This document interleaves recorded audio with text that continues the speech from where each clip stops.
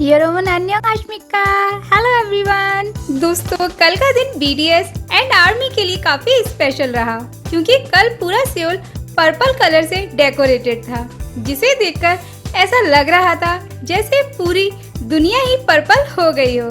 यानी ये सच में इतना ब्यूटीफुल दिख रहा था जैसे ये कोई न्यू वर्ल्ड हो। और हमेशा की ही तरह हमारे बीटीएस मेंबर्स ने अपनी प्रिटी आर्मी के लिए इमोशनल एंड स्वीट लेटर्स लिखे, जिन्हें रीड करने के बाद मुझे बीटीएस मेंबर्स के लास्ट ईयर के मैसेज भी याद आ गए, जिन्हें आपने भी सुना होगा। तो इस बार के बीटीएस मेंबर्स के इन लेटर्स में ऐसा क्या खास है, ये मैं आपको बताऊं।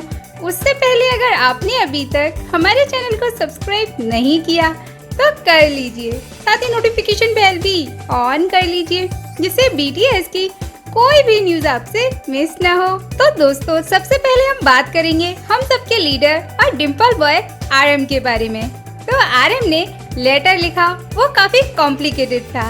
आई मीन कि उन्होंने पोएम के थ्रू हैवी वर्ड्स का यूज किया और अपनी बात शुरू करते हुए कहा कि 10 इयर्स में कितना कुछ बदल गया, फिर चाहे नदी और पहाड़ी क्यों ना हो, और हमारे शब्द सच होते हैं। दोस्तों, मैं यहाँ आपको बता दूं कि आरएम यहाँ नदी और पहाड़ जैसे हैवी वर्ड्स का यूज कर रहे हैं, वो उनके स्ट्रगल की बात है, तो आप उसी से रिलेट करिएगा। तो आगे आरएम ने कहा, ना जाने कितनी लहरें आई और गईं, लाइक कि कितने उतार चढ़ाव आए और गए। आगे आरएम ने कहा कि ना जाने ये 10 इयर्स कहाँ फिसल गए। यूँ तो मेरे पास याद करने को बहुत कुछ है, लेकिन इन 10 इयर्स में मैंने बहुत कुछ खोया भी, जिसकी भरपाई करना मुश्किल होगा। दोस्तों, यहाँ आरएम अपने बचपन की बात कर रहे हैं, क्योंकि जिस एज में हम और आप एंजॉय कर रहे थे, उस एज में बीटीएस मेंबर्स अपना करियर के लिए स्ट्रगल कर रहे थे।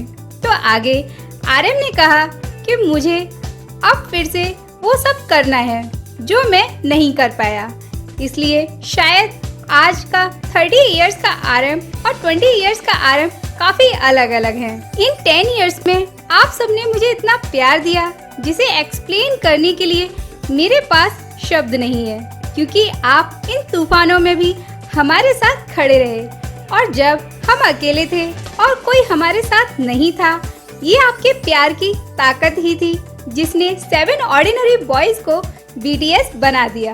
और ये रिश्ता अब इतना स्ट्रॉन्ग है कि शायद हमें एक दूसरे की बात समझ और समझाने के लिए शब्दों की जरूरत नहीं है। आगे आरएम ने कहा कि ये हमारी एक अलग दुनिया है, जिसे आप या मैं समझाना भी चाहें तो शायद नहीं समझा पाएंगे, क्योंकि ये एक निस्वार्थ प्रेम की दुनिया है, जहाँ किसी को किसी से कुछ नहीं चाहिए सिवाय एक दूसरे के लव और सपोर्ट के।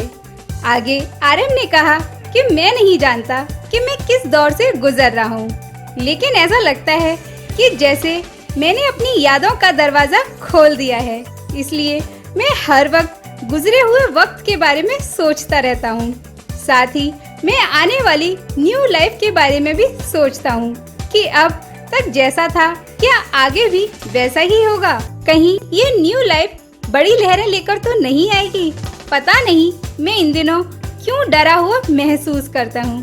क्या ये नेचुरल है?